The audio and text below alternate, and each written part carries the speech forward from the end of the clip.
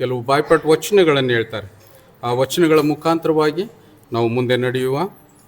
ಮೊದಲನೇದಾಗಿ ನಮ್ಮ ಸಾಕ್ಷಿ ಬರ್ತಾಳೆ. ಮೈಕ್ ಕೊಡ್ರಿ.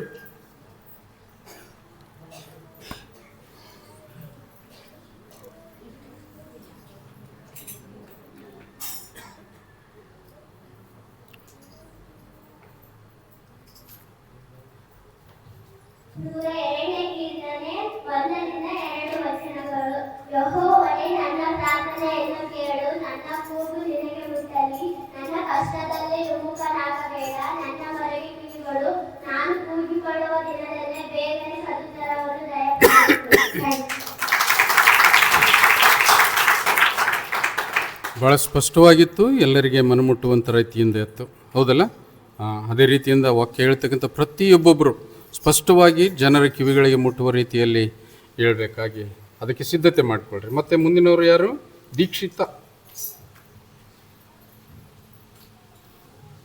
ಈ ದೀಕ್ಷಿತ ನಮ್ಮೂರು ಹುಡುಗಿ ಅಲ್ಲಲ್ಲ?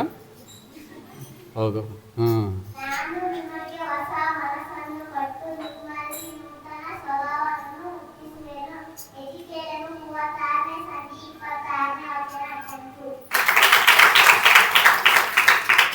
ಹೌದು.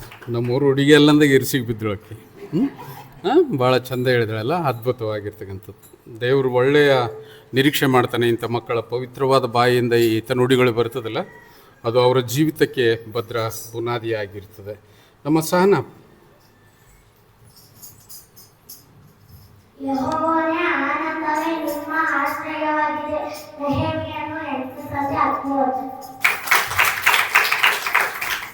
ಇವರೆಲ್ಲ ಕಾಂಪಿಟೇಟರ್ಸ್ ಆರ ಇವರು, ಒಬ್ರಿಗಿಂತ ಒಬ್ಬರು. ದೇವರು ಅದ್ಭುತವಾಗಿ ನಮ್ಮನ್ನು ನಡೆಸ್ತಾ ಇದ್ದಾನೆ. ಇನ್ನು ಕೆಲವರಿಗೆ ಪೂರಕವಾಗಿರ್ತಕ್ಕಂಥ ಅವರ ತಂದೆ ಅಥವಾ ತಾಯಿ, ಅಕ್ಕ ತಂಗಿಯರು ಅವರಿಗೆ ವಾಕ್ಯ ಕಲಿಸ್ತಾ ಇದ್ರಲ್ಲ, ಅವ್ರನ್ನೂ ಕೂಡ ದೇವರ ಆಶೀರ್ವದಿಸಲಿ. ಸಹನ ಕೂಡ ಒಳ್ಳೆಯ ವಾಕ್ಯವನ್ನು ಅದ್ಭುತವಾಗಿ ಹೇಳಿದ್ದಾಳೆ. ಮತ್ತು ಅಂಕಿತ ಹೇಳ್ತಾಳೆ ಈಗ.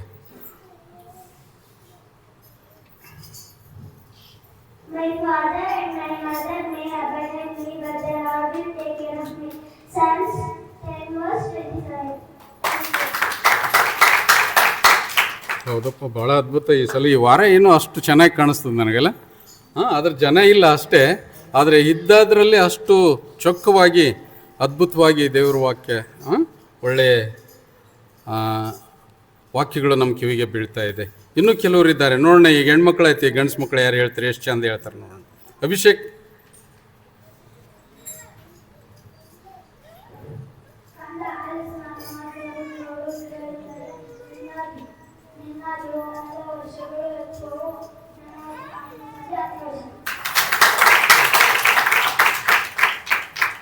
ನೀನು ಇಂಗ್ಲೀಷ್ ಮೀಡಿಯಮ್ ಅಲ್ಲ? ಹೌದೌದು, ಕನ್ನಡ ಬೆಸ್ಟ್. ಅವಿನಾಶ್ ಬಾಪ.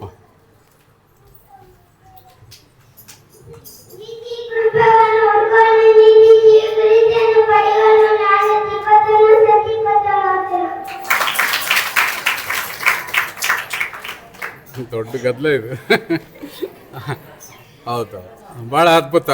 ಮಕ್ಕಳ ಮುಖಾಂತರವಾಗಿ ಈ ರೀತಿಯ ಪ್ರತಿಕ್ರಿಯೆ ದೇವರು ಮೆಚ್ಚತಕ್ಕಂಥದ್ದೇ ಆಗಿದೆ.